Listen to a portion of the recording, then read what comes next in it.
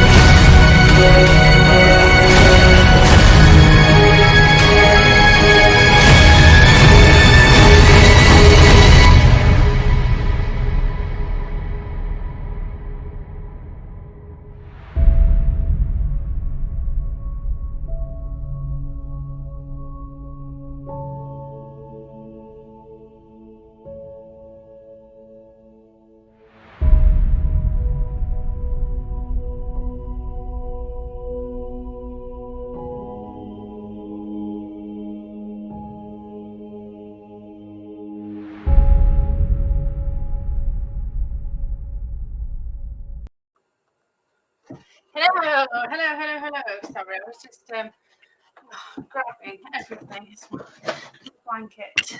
So I'm so sorry for the delay. So I have been trying hard to prep for this preppers session, right?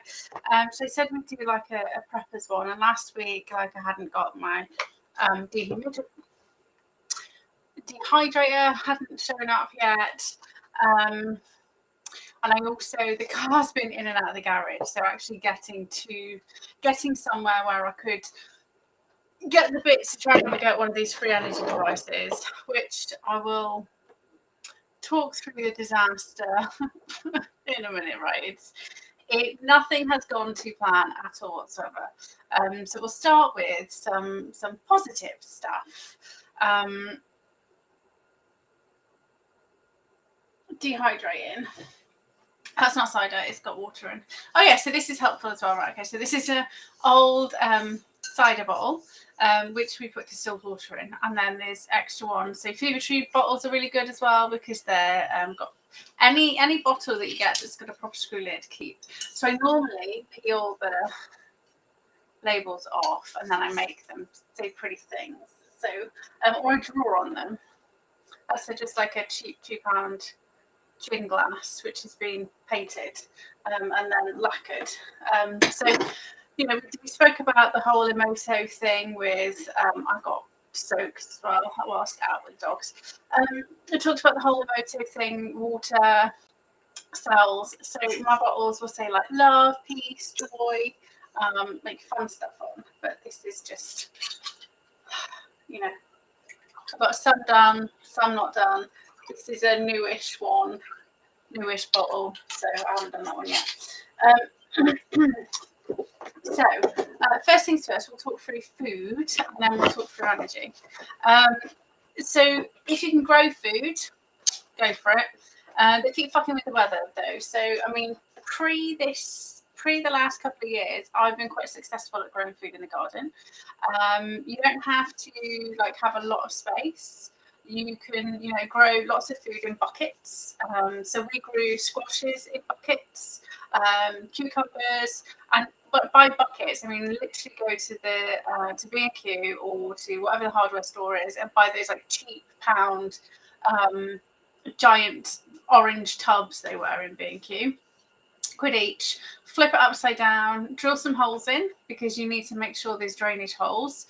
Put some crock or stones, pebbles, something in the bottom, and then make sure your soil has got gravel in, so you can get. I think it's called horticultural gravel. You want to make sure you've got that in your compost as well, so that there's drainage. Otherwise, you will end up with like really soggy bottoms. So we've grown tomatoes in buckets. We did build a really nice. We built some raised beds, but like first off, I was like, well, I don't know whether we can grow anything, and we just like threw everything. Hey, new fish! Threw everything in buckets. You can also, if you've got a wall, you can grow food in. If you get some like drain pipes, saw drain pipe in half. Or you can get some guttering. Get some guttering because then you don't have to throw it in half. Good shot. But you may have some random drain pipe left over. So you get some guttering, you just need to flip it over, drill some holes in, attach it to a wall, and then you can stack, right? And you can also do quite a cool irrigation system if you can stack. So you can grow like herbs. There's lots of flowers that you can grow that are edible, like nasturtiums. I love eating nasturtiums. They're like radishes. Like super peppery, really hot. They look great in salads as well. You can, if you've got walls, you can grow like green beans up walls. So if you just get some cheap chicken wire, you can wind things up chicken wire. So it doesn't have to be expensive to grow your food, but the temperature needs to be right. And they are geoengineering like complete arseholes at the moment. So once you've grown whatever it is you want to grow, so I look for high yield and easy. So high yield basically means like you get a lot of food from it, and something that's easy growing.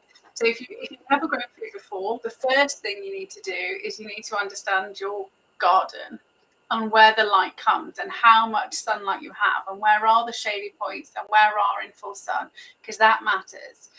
So we have a south-facing garden which gets like 14 hours of sun in the summer. But we do have like a strip down the right-hand side, which is shady, and at the back, because there's a fence at the back, and then there's a bungalow behind, it is quite shady. So we've got a couple of shady areas, and then we've just the rest of it is like full sun. So we have to sometimes like maneuver.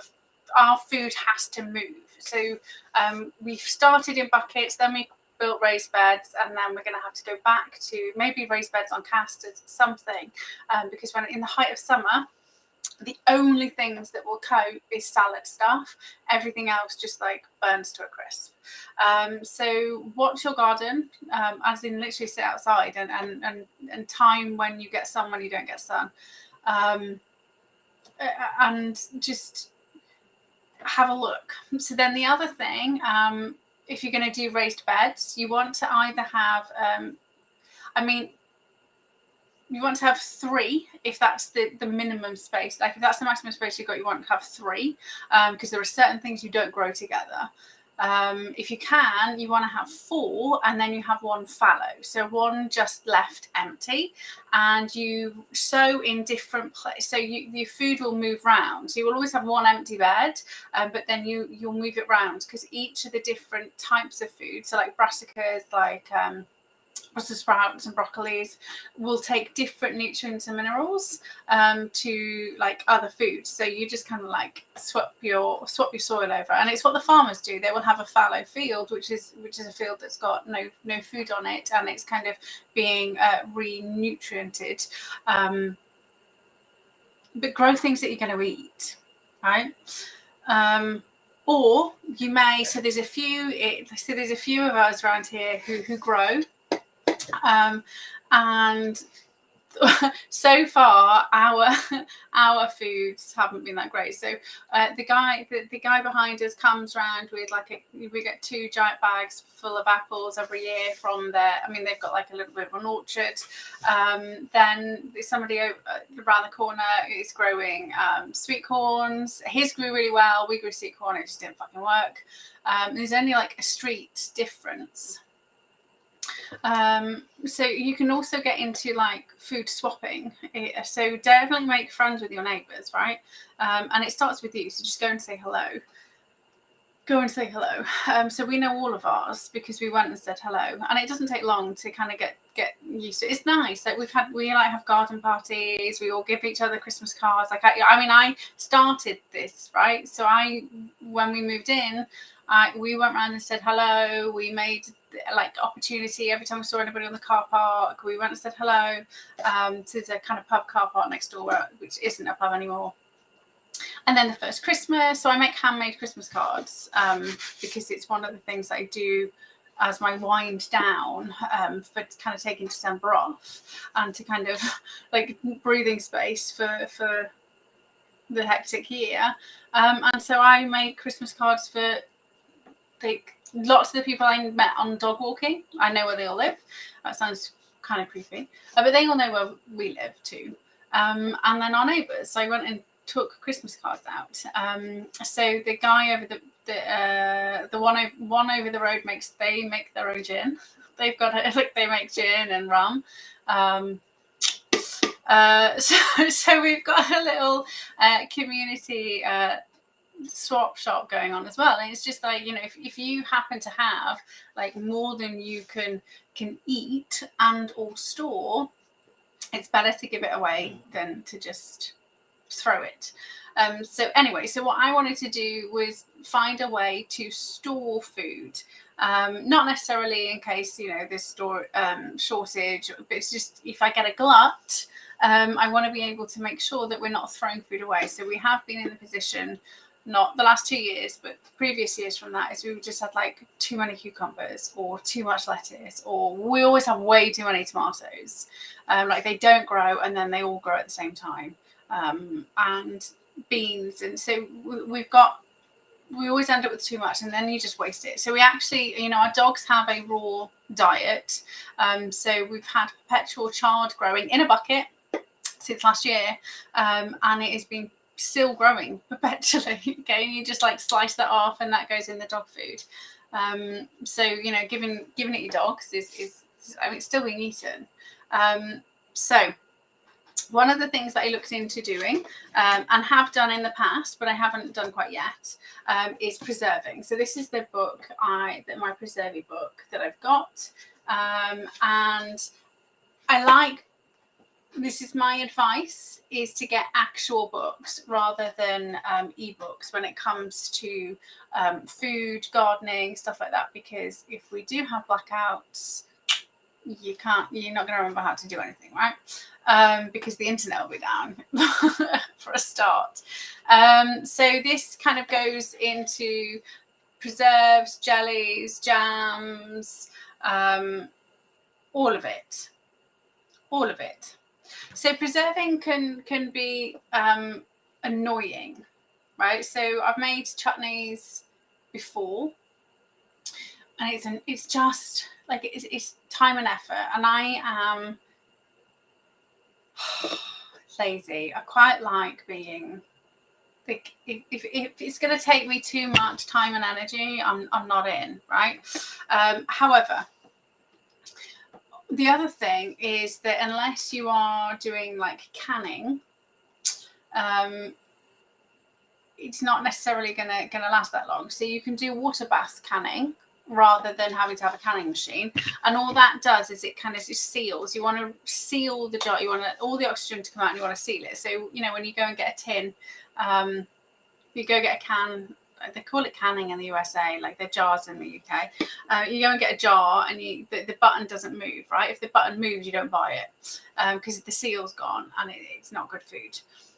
So you can use something called water bath canning, and you just need a saucepan. You just need like a stock pot, a saucepan. You get your jars in there while it's warming up. So you make your outer and inside hot, and then you put your food in, and then you put your lid on, and then it sucks it all out. Or you do what I do, or going to do, and I bought a vacuum pack pumpery thing, pump. So when that shows up, I will like show you it. I'm so excited to use it. It's not here yet. So you have that. So one type of thing. So you can, you know, jams, pickles, spreads, puddings, loads of stuff, right? So you want to give yourself a variety of what you're going to be like making.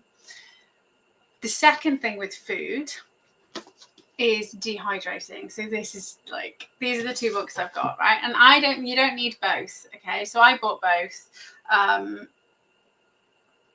because they both, I mean, to be fair, they both have slightly different things in, but you could get away with just this one, to be honest. So this one's got fresh produce, leathers, jerky, snacks, and dog foods in, and then over 400 recipes. So like this first teeny tiny bit is how you dehydrate, and the rest of it is like recipes. But so the recipes are quite handy because they tell you how to rehydrate it. This one, actually, I mean, it's up to you, right? But this one's quite cool because it's got like soup, like minestrone soup in a jar. So this is all the dehydrated food. So you know, like a pot shop, I don't know whether you get those in the US, but it's like you can pre-prep soups that's all freshly made. And you know, if you've grown that entire thing in the summer, you can then use it. So what I was very excited to find out is you can grow your own pasta in there. So I used to grow pasta. We used to make pasta as kids, and as a child, we did grow food. We grew food.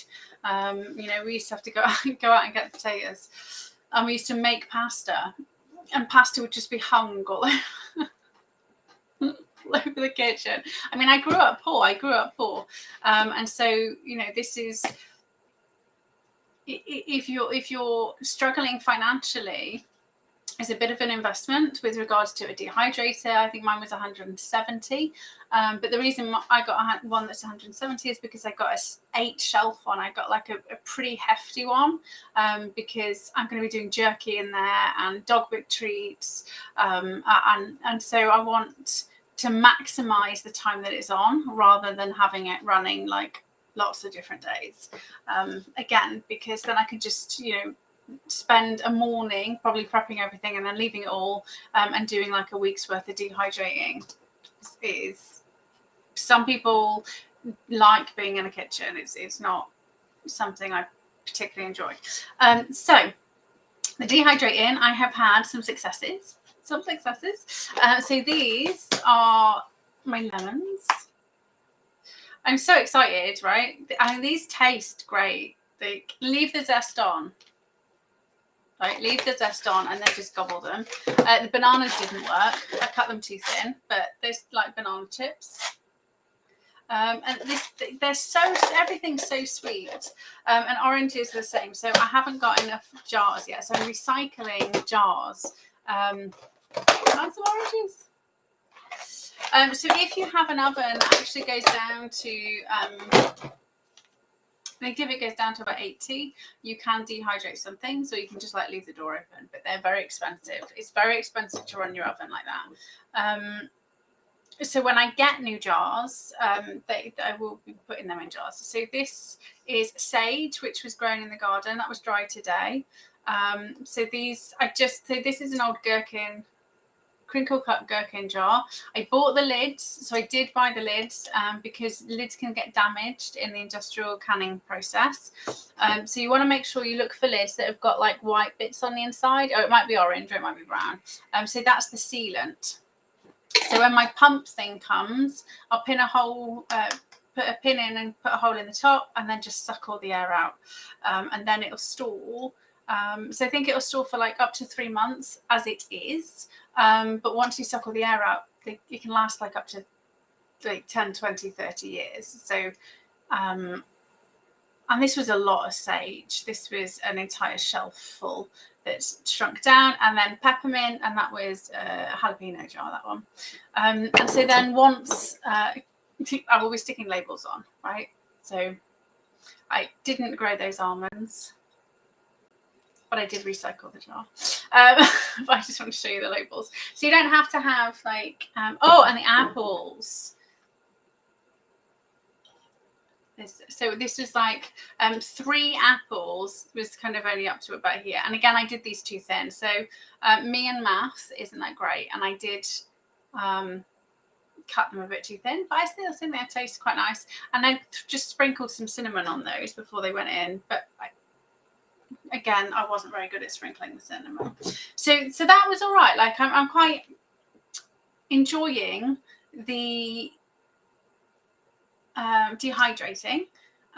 So now I've got like sage tea, peppermint tea, no, just mint tea. As soon as I'm waiting for the dandelions to come up this year, and I'm going to be like harvesting loads of dandelions from the field.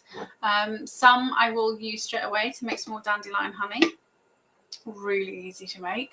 And others I'm going to I'm going to pull all the petals off, dehydrate, and use it for dandelion tea. So if you've got somebody who has, hey Margaret, if you know somebody or somebody in your family has seasonal allergies, say hay fever, like dandelion tea and dandelion honey, like throw it on toast, beautiful. It's your local pollen, so it's a good way to kind of stop the allergies. So I made dandelion tea for the first time last year. I completely cremated the first one.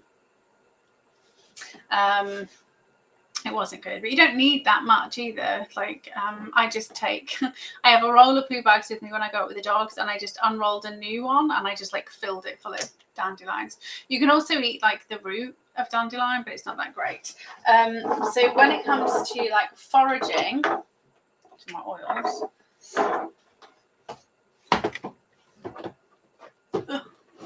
Like a million books.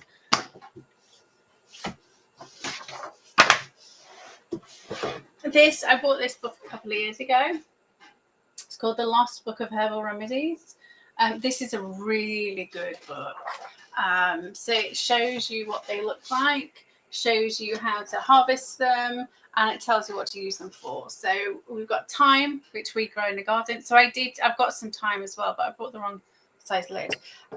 So you know how to eat it, how to use it for sore throat, coughs and bronchitis, mouthwash, acne. Thyme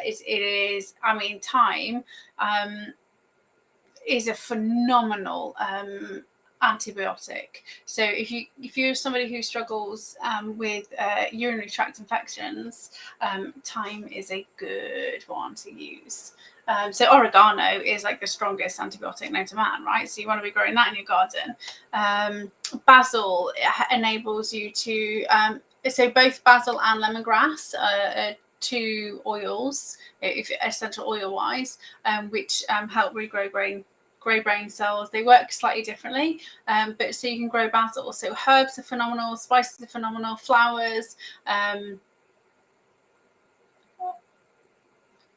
and citrus.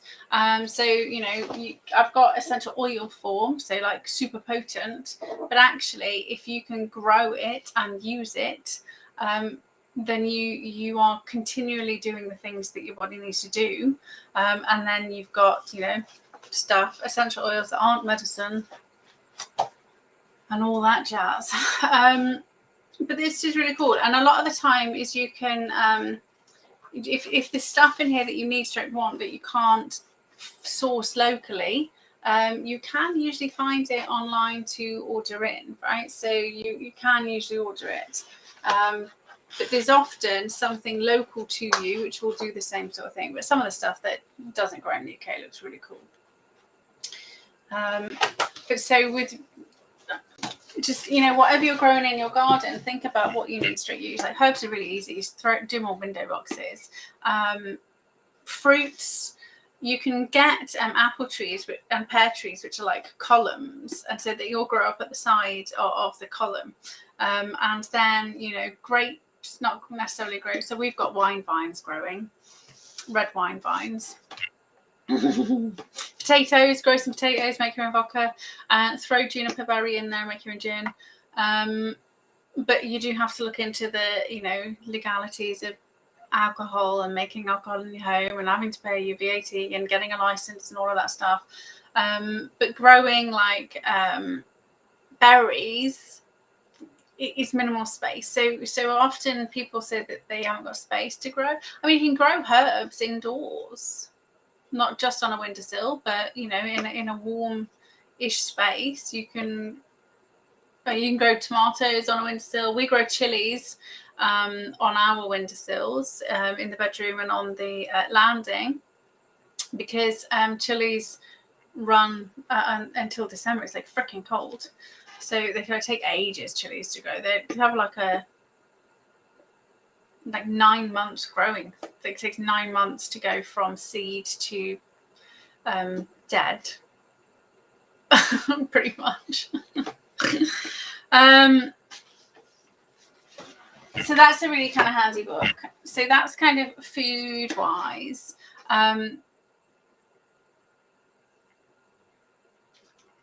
With water, so I was looking into water to see how we could get lots and lots and lots and lots of water if water goes down. So I'm already distilling my water and then storing. So I'm ready storing in the basement. We are like, every time I'm distilling 10 litres, like two litres will go down into the basement and 8 will kind of be used in the fridge.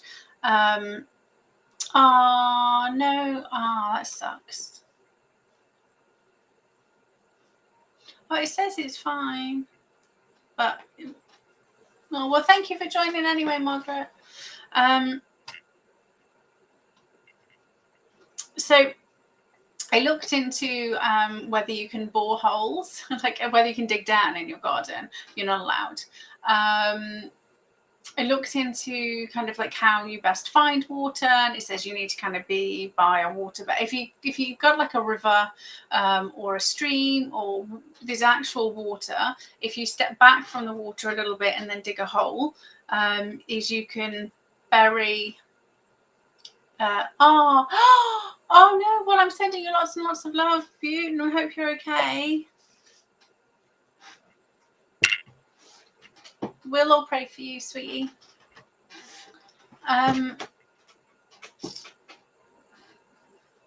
Bury like a bottle. Put a like black plastic bag over.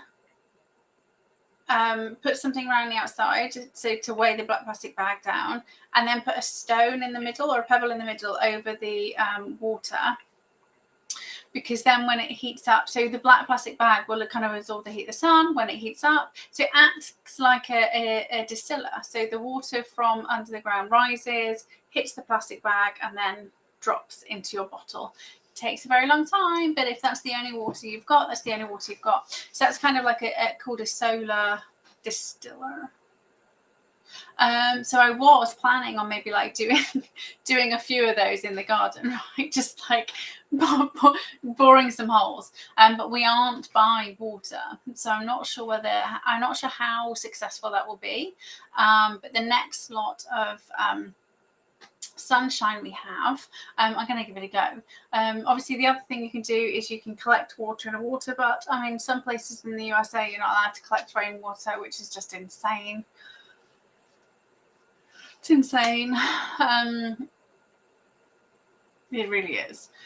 But you would want to make sure that you've got really clean guttering, and then distill your water. And I probably wouldn't use rainwater. I'm not sure how how safe I'd feel about drinking. I just, all of it's bad, right? All of it's bad. So even though that we distill water, it goes through a filter first. Goes through a filter, and we still have loads of limescale and shit in the bottom of the water. So if you are distilling,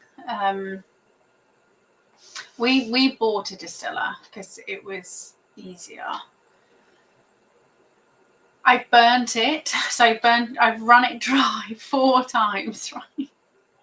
I'll probably have to buy a new one this year, right? A new one every 12 months after I've like run it dry. So what happens when you run it dry is it burns, and then it kind of like, aren't we lucky? Like I haven't blown the house up, so fingers crossed, like we stay safe.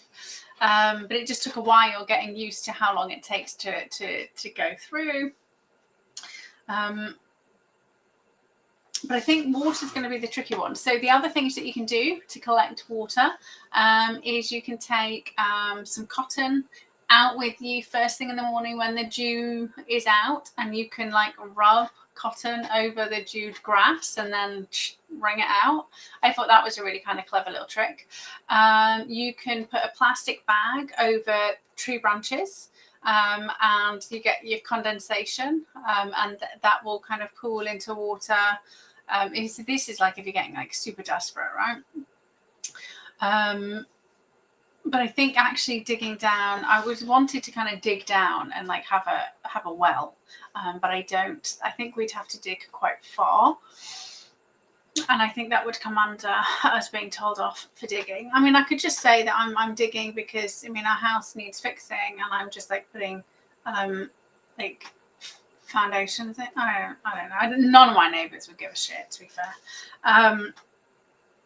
Especially not if there's a problem and I'm the only one with water, right?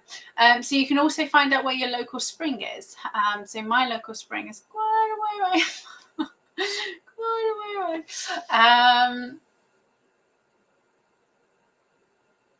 There is a video, right? I'm going to share this video of how you can generate water. So this guy, I love this guy, but I can't work out what the fuck he's doing or how he's doing this, right?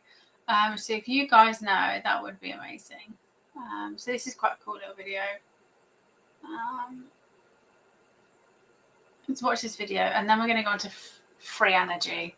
And I just, and I will share with you my disaster. But this is kind of water. Let's do water first.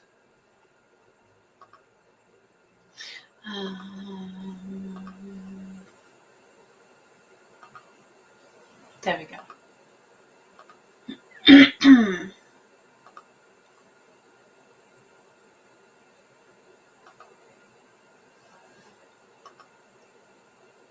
Right, yeah, you can see that. Right, you don't need me.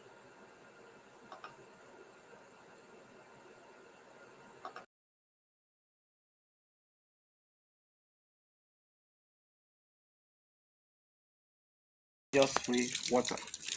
And for those of you suffering for water, congratulations. Because today I want to introduce a desert miracle pump to you. This is how it is, just like this.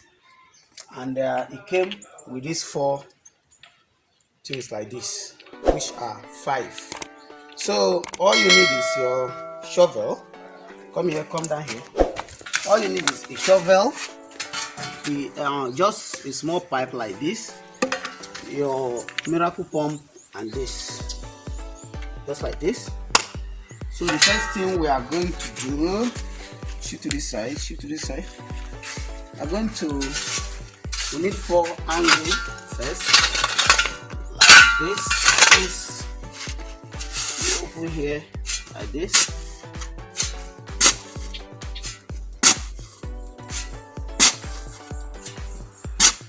Not too far like that. Then put one of these inside. Put one here, let it face up like this. Let it face up like this. You close this one. You close it. Then let us use here, not too far away from this one, is 4. So it's going to be I think 4 square, something like that. So you put the circle and let it face up like this. Look at how it is. So let it face up like this. Cover it. Cover it. The third one we are going to use here. We're going to use this place.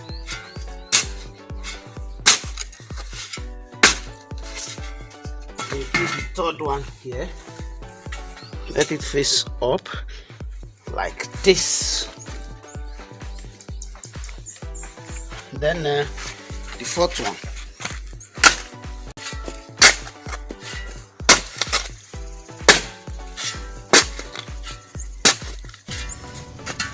Put the fourth one in here.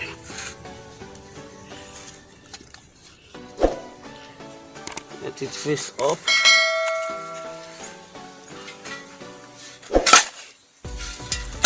Yes. After that, you see, now we have 1, 2, 3, 4. The next thing is to put our pipe here at this middle and then put the pump through the pipe. So I'm going to dig this place like this, not too far like that, just put it at the middle of the 4.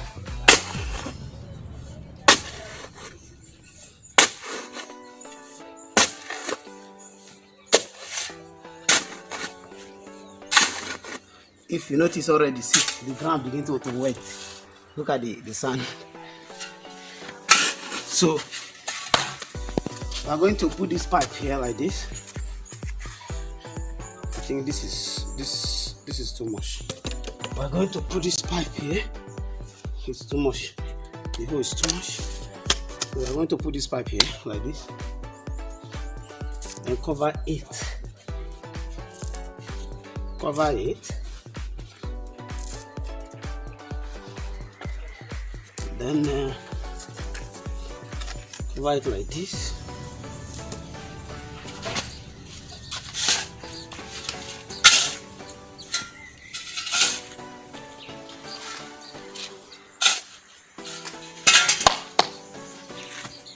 First cover it like this. After that, we are going to put this pipe inside. So wait for me.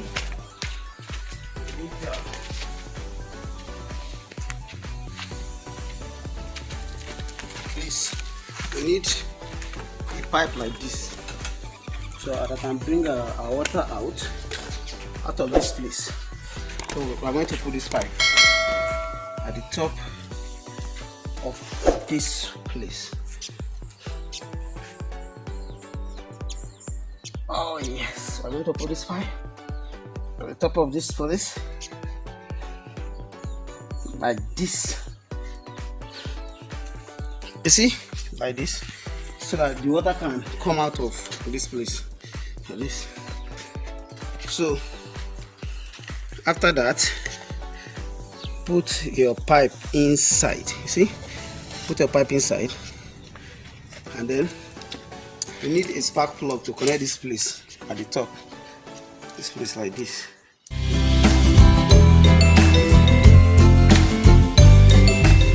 We are going to connect the spark plug like this. We are going to connect this spark plug and magnet just like this. I'm not going to put gum here because I don't think it's but let it not move around and around. So like this. So let me put let me now put show here, show this place. Let me now put this pipe for this place like this, so that the water can just go down, can just go like this. And let me put this one. I'm going to put this one at the top. Show here at the top of the spark plug like this. So I think we are going to just try it and see. So put it on top of your spark plug like this, You don't need to be shaking around. Then you turn this place on. Let's see the miracle. Let's see the miracle. You see, water is coming out. You see? Come to this side. You see? This is free water now. You see it? This water is coming out from this place. Look at the pipe. Look at it. See it? So this is free water, and this can be rushing forever without borehole, nothing. You see it? So this is just free water. So as you can see, we are actually generating this water from here, and we already fresh everywhere already. And this is free water. With just look at this place. Watch this place. This is what power to this place, to this miracle pump. Let me show you what is under here without us doubting up and down. This is the switch. You can just get your miracle water pump, connect your spark plug and magnet like this, and then turn it on, and that is how you have water in your house. So thank you very much. My name is FK, and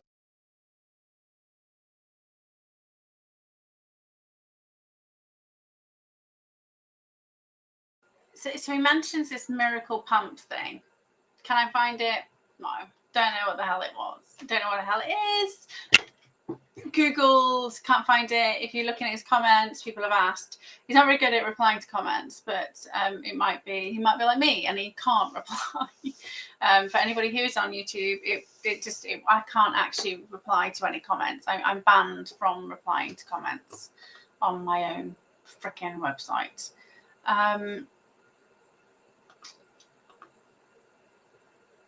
So the other thing that he did was really cool.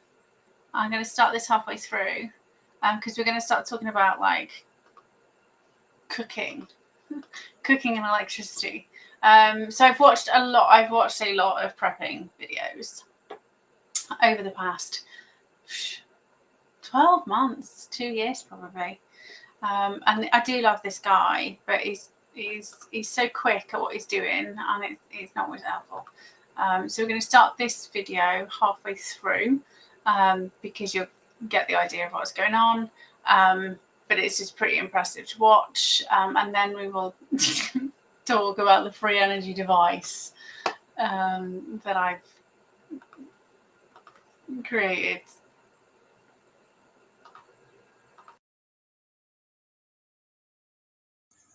Let me put it like this. Nice one. In short, let me use everything. Let me use everything like this.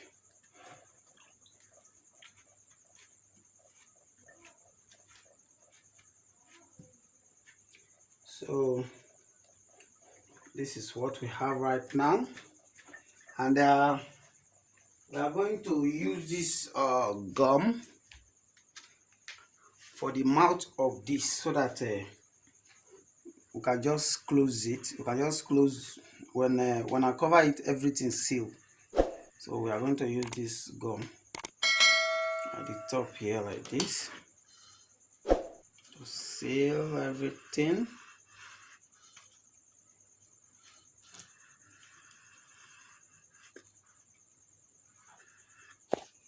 To get everything sealed together.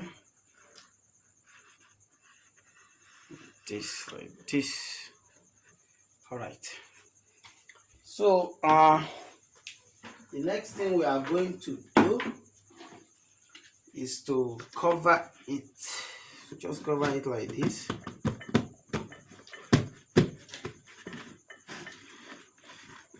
So after this cover, we need to wait for some days, depending on your bread and the size of this. You get it? So you need to wait for some days. If you use all those bread that contain coconut, it is maybe 5, 6, 7 days. But this one, let us see how many days. I'll be coming here and fix my gas on top to test. Whenever the thing done, that is when I'm going to show you. So let us wait and see for some days. Thank you very much.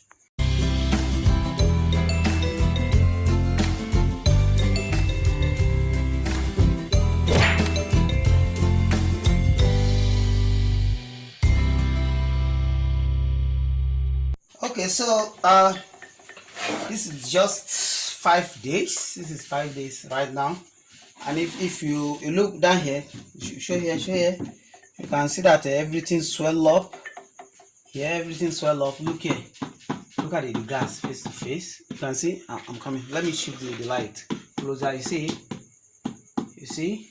So no way to open this thing. No way to open this thing. But if you open it, it will just escape. You see? So now let us test it and see. We are going to use this small gas, mini gas top for the test.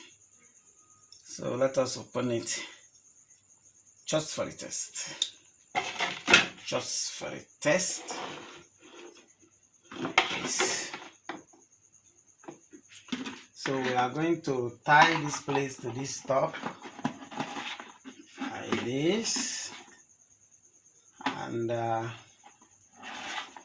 just like this.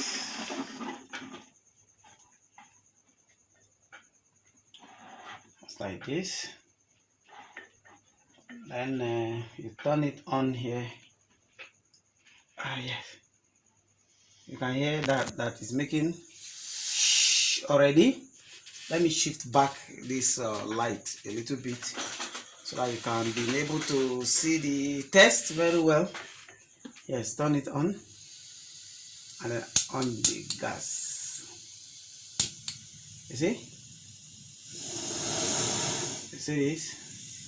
So this gas now, this light is from this gas now is from this rubber up here, and just bread generate this ordinary bread. You see, just bread generate this. Turn it off this way, and you can also turn it. See, nothing else is not connected to any other place. It's just it's just the gas from here. Inside here, you see it. Let me bend the light for you to see down there. You see down there? So that is it. Generate and then bring it up to this place. Let me test it again. This is how it works. You see? So that is it. That was pretty cool, wasn't it? I mean, I thought it was pretty cool. So I'm not sure whether a lot of the things that he can get that we can't get,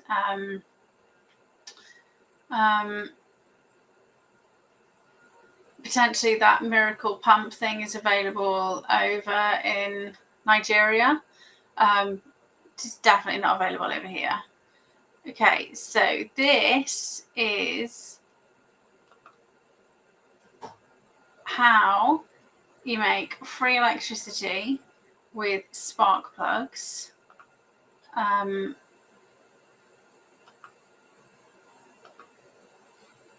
then I'm going to show you mine. Oh, it works.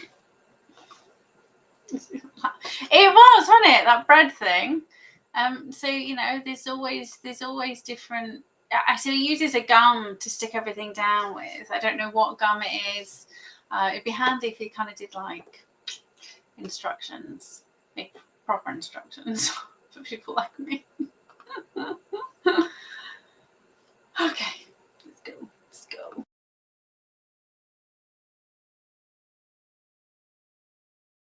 And before that, let me show you this thing. There are some I already created before. Unlike this one, I use this one in my room. I use this one with my refrigerator. But right now, I only put single magneto because refrigerator is not plugged now. It's not plugged. and because the more magneto you put, the more the voltage. And this small one, I use this one, I walk around with this one when if I have outside work. You can go and check how to create this one with a copper conductor, copper spark plug, I mean. So I move around with this one to show people when people call me outside. And this one is Iridium spark plug. This one, this small one is here. You can also check how to construct this one. You can charge your phone with this one. You don't need power bank. I construct this one before, so you can check it. And this one here, when you just connect this place to your phone, you can browse free of charge with this one. You can also check. Well, I created this one not too long ago, so you can also check out how to browse free of charge with this one. So now let us come back to this place. All we need to do first is to gum our plug somewhere like this. You can just gum your plug somewhere. So let me use Iridium for that. Use Iridium for the work.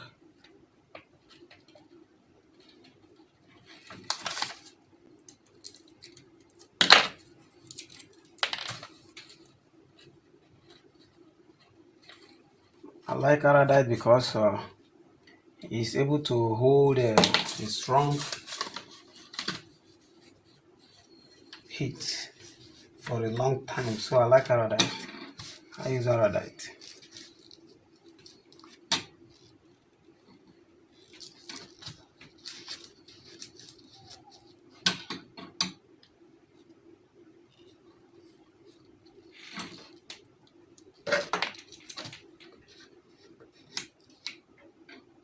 Pour the Iridium like this.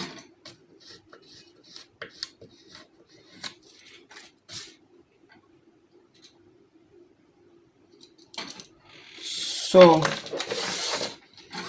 we are going to put our plug on top for it to dry. Just put our spark plug like this.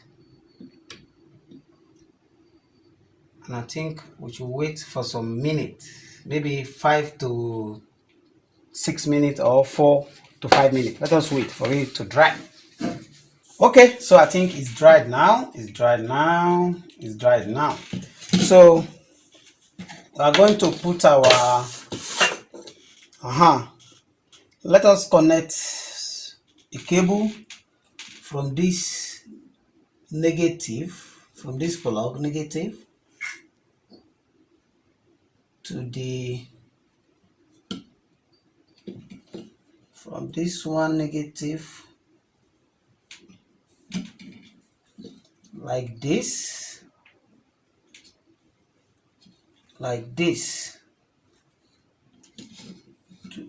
to the ground of this one, like this,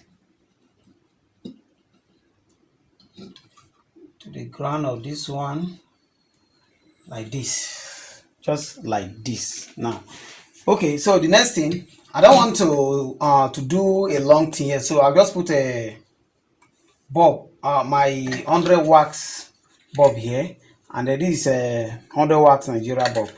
Then and put magneto so that you see how it works. Let me make the cable long small because of the heat. Let me make the cable long. Move these ones. Move these ones. Let me put a long cable.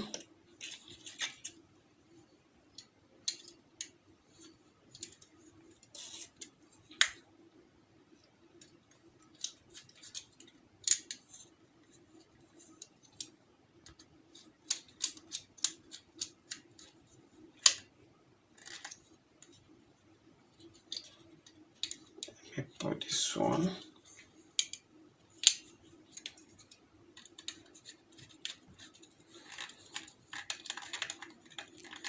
like this. Okay, now let us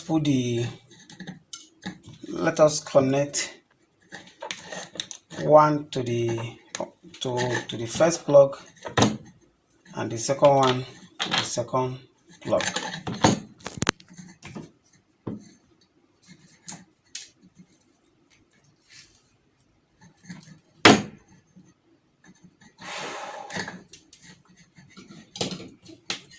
It's losable.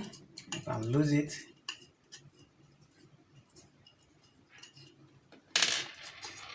So this is Iridium spark plug. Iridium spark plug. So we are going to connect to pull one like this.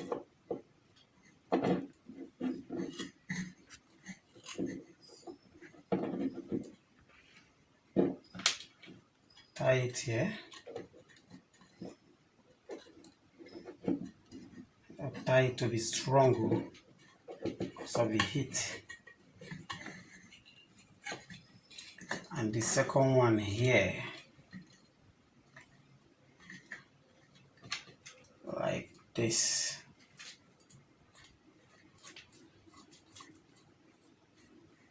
So it's done. So it's done now. Everything is done. As you can see, this is how it is. This is the lamp holder and the spark plugs. So it is time to put a magnetor. Shoot back, shoot. Test. Where is my magnetor? So if I place the magnetor on the plug, watch the magic. Like this. You see? And if you remove it, it's low and then off. Put it on. When you remove it, off. Put it on. Remove it, off. So that's how it works. Thank you very much. Easy, right? Okay, so tell you my plan, show you what I've got, tell you how long I've been working at it, and how it's not come together at all. So maybe, Penelope, you will have better luck than me. I've sliced my arm open somehow. Right, so my plan, because I didn't want just a light, I wanted a box. I wanted an electricity box that could be used to plug into things, right? Something that's going to be safe, something that's going to be usable. So I went to Hobbycraft. And I bought there were two of these for £5. So it's already like a box.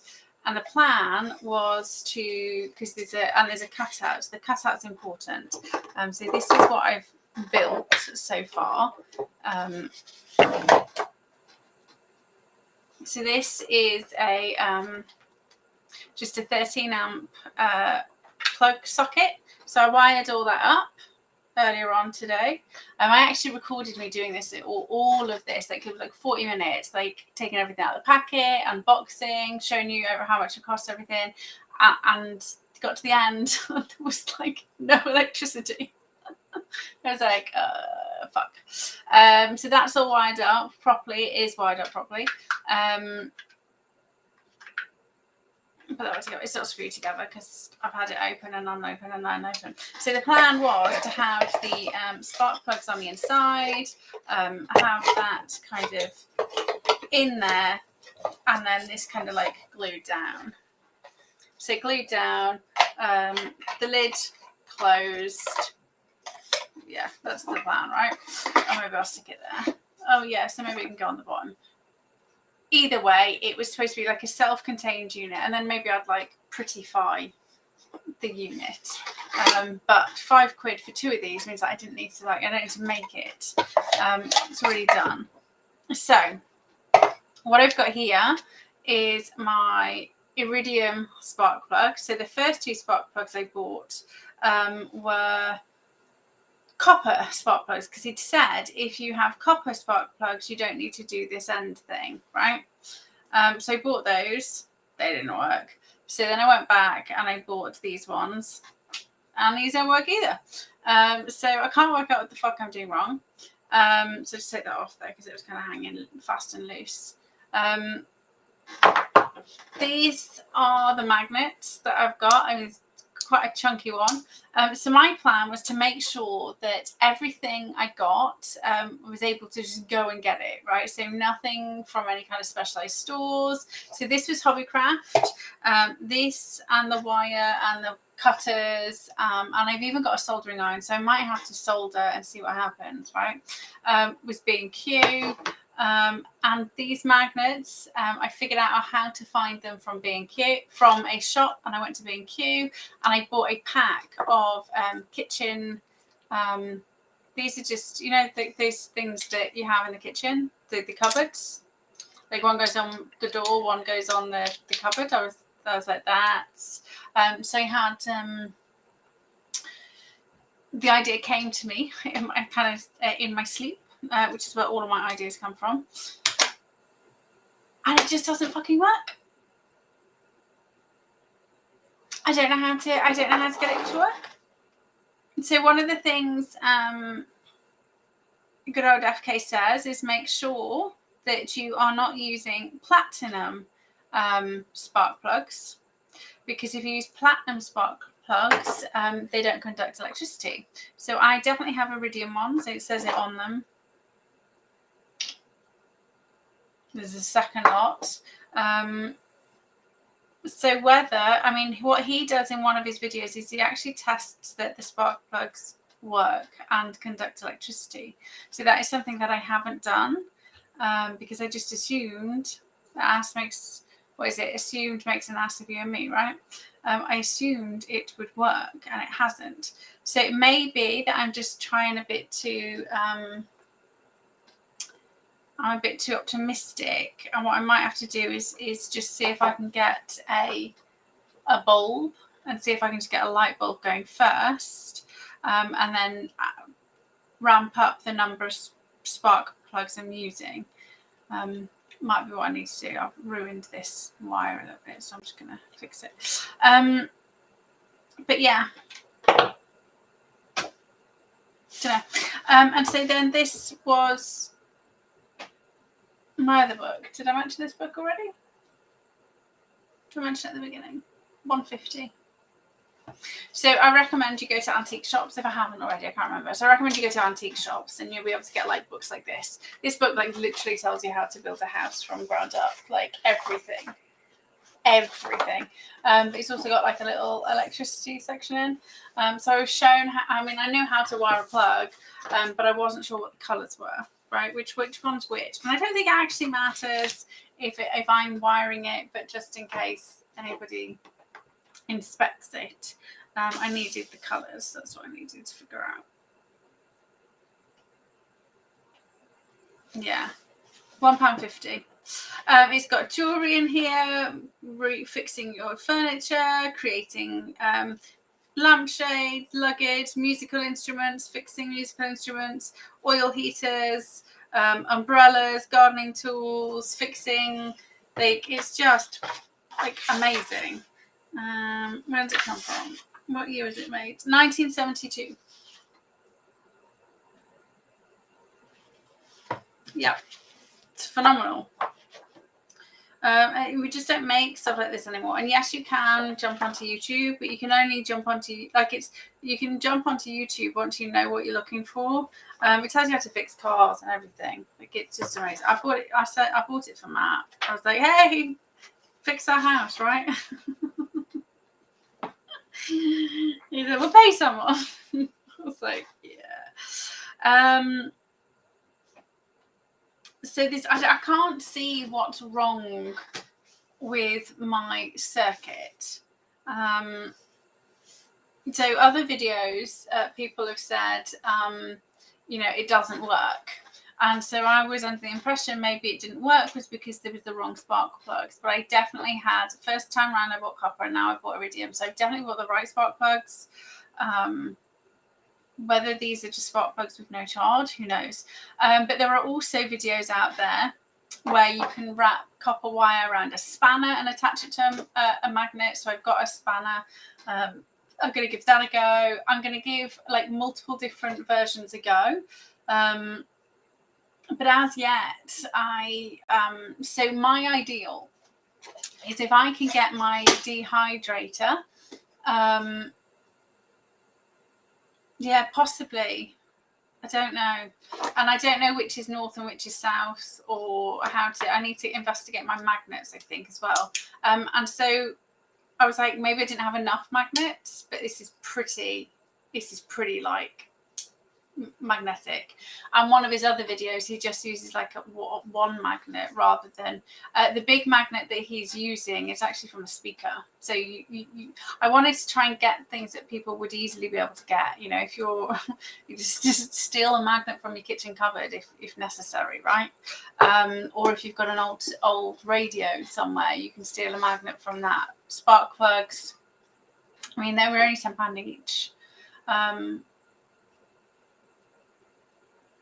The copper ones are only £3.50 each, so that's why I wanted to try and get those working, because they were like £3.50. I wanted to try and do it like as cheap as possible, so that it didn't end up being like super expensive. But the plan is to like if I could have like my dehydrator running forever free, and then we've got an air conditioning unit for Smushy because he's a big old boy and it gets hot, and we can run that forever free. That would be ideal. Yeah, so I don't know how to measure how, like, this is like a lot of magnets, and I've seen people do it with like just 4 like teeny tiny little magnets. So I don't think I need to test that the spark plugs are actually working. But so I thought if I can get the magnets working, so there's more kitchen cupboards. I think there was 10 in the pack. 1, 2, 3, 4, 5, 6, 7. There's 7 there. I think there was 10 in the pack, and it was quite easy. I just used the pliers to kind of like rip the plastic and pull the magnet out. If I can get the magnets running with the copper wire spanner, and some of the other, because the other ones is you can use copper wire and 2 bolts, screws, bolts. If I can get any circuit running, I might be able to figure out where we're going wrong. But just, you wouldn't believe how long I couldn't believe how long like I was doing all this stuff and shopping for the stuff, and just it went wrong and it pissed me off. So I got copper wire, if you're hunting for copper wire, from Hobbycraft. They've got a jewellery making section, and you can get copper wire in there. Other than that, so I went to got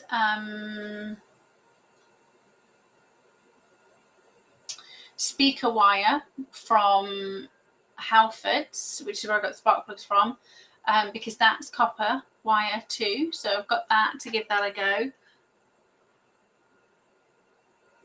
We're going to B&Q for, I got a soldering iron. So I got a soldering iron and flex, so in case I need to solder it, because I didn't have a soldering iron. So I've got multiple bits. And probably, so cost-wise, I've spent about £70. But I didn't have anything, right? I didn't have no pliers, wire cutters. Sorry, I did have a pair of pliers, but I had no wire cutters. Had no soldering iron, no magnets, like no nothing. So I reckon to make a box, once you've got the stuff, you're probably looking at about £30-40 a box, but for forever free. So that's the plan, right? So which includes a plug socket. It includes a socket rather than just a wired up light, right? So if that's like 40 quid for forever.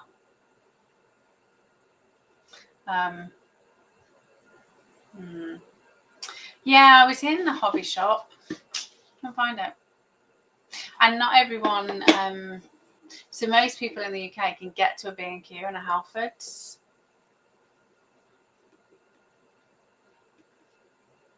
Or, you know, I didn't want to do Amazon. I want to see if I could just go and chase. Maybe,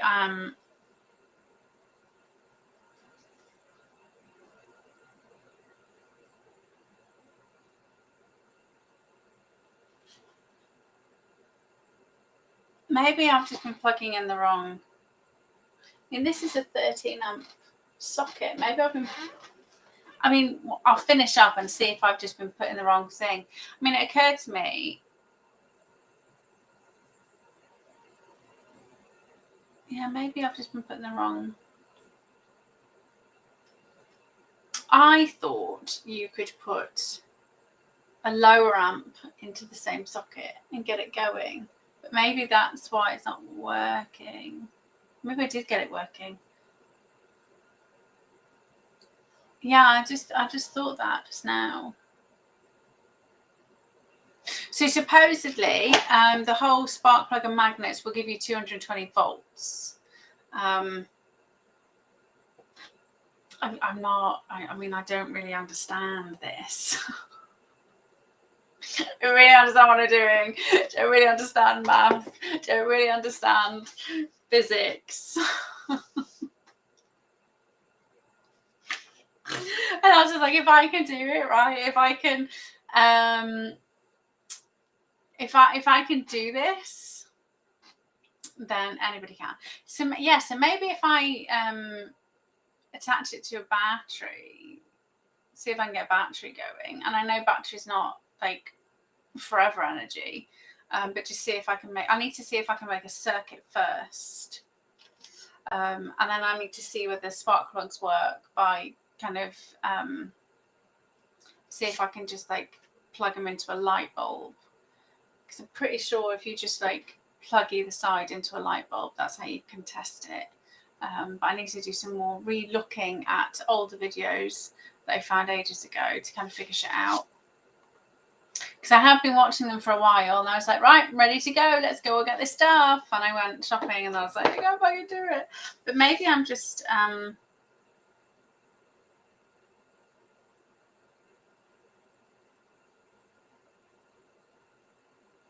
maybe I've got the wrong volts going in. I wanted to see if I can get the microwave running. We don't even really ever use our microwave, because I don't trust it. I mean, it's like, it's radiation. Like, why would I want to irradiate my food? But every now and then I do. If I buy Chicago Town pizza, that goes in the microwave. But I don't very often have like shit food. But every so often you're just starving, and that's bad. You can't wait half an hour for food. Yeah. So I'm going to go back to the drawing board with my free energy. The kitchen is a freaking mess because I've got like stuff all over the place. Yeah, I don't have a voltmeter. Maybe Matt's got one in his. Maybe Matt's work's got one, and they've got one in their vans. Yes, or I may have to pick it up on Friday morning, and run to B&Q and get a voltmeter. But I hope you've kind of enjoyed this little whistle-stop tour of my prepping journey, and inspired you to kind of just like do the things that make you feel good about doing them. So my plans and my what I'd love is to maybe get these little boxes going, and get them safe. And then like give them to, like, if we can get them running like heaters and stuff, these would be like a really cool thing to give to like homeless people. I mean, obviously we wouldn't be allowed to give them these ones because they'd have to be checked and tested, and but like, how cool would it be if these could be just like heat the homeless? Do you just go plug in for a light, so not in the dark?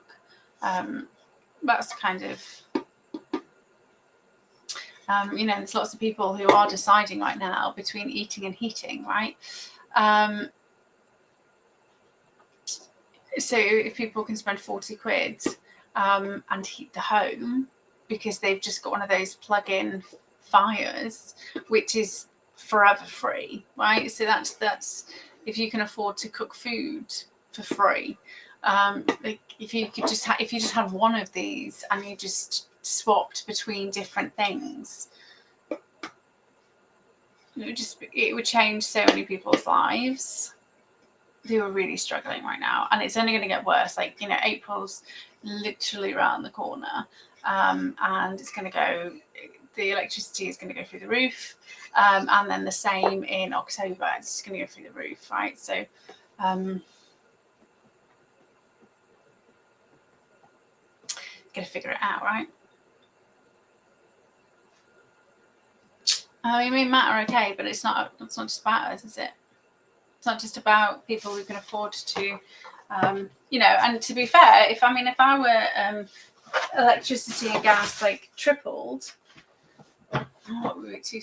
That's like £600 a month. I think that's insane. That's more than we pay for our mortgage.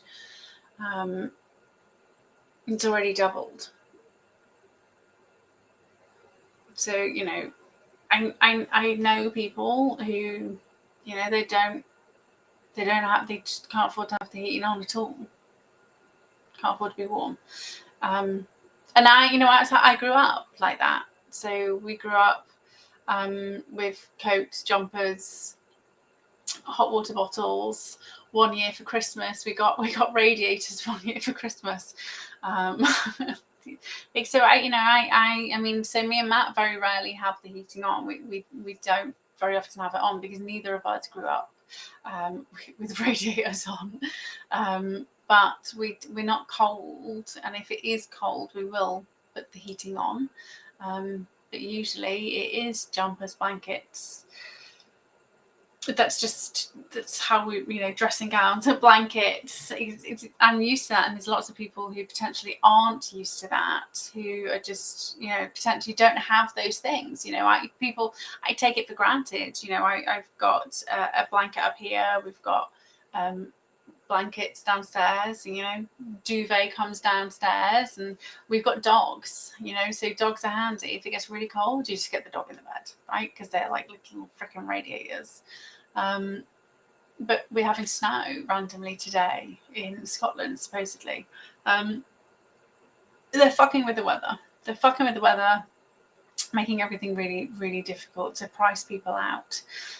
So if you can grow food, if you can store your food, if you can find water, and if you can create heat, if you get a heat source, then you're good to go. Hopefully, one of us will manage to figure out this free energy thing, because like potentially I'm just plugging the wrong thing in. I mean, I will be really happy if I've just plugged the wrong thing in. So keep your fingers crossed. That would be cool. Who knows? But they've been blackouts in London, haven't there? The last week or so, there was blackouts in London. So we're definitely doing it. They're being arseholes. We need to kind of get ahead of it. And somebody's going to need like a free energy box that's working to run everybody else's soldering iron off. If that's what we end up doing. And if things get really desperate, you know, and you go down the scrapyard, these are motorbike spark plugs. I don't know whether car ones are different or the same, but that's where I found them in Halfords. And they say on the side, so you can go and get a second-hand one maybe if it works. If the motorbike has been crashed, it's not because of the spark plug. Things. I need to test that they work. So anyway, I want to say thank you very much for joining me. Have yourselves an amazing rest of your Wednesday. I look forward to seeing you next week. But if I get my box working, I will totally be sending pictures. So lots and lots and lots of love. Mwah. Bye for now. And lots of love to you, Margaret. Sending you prayers, and hope you get better soon. Mwah.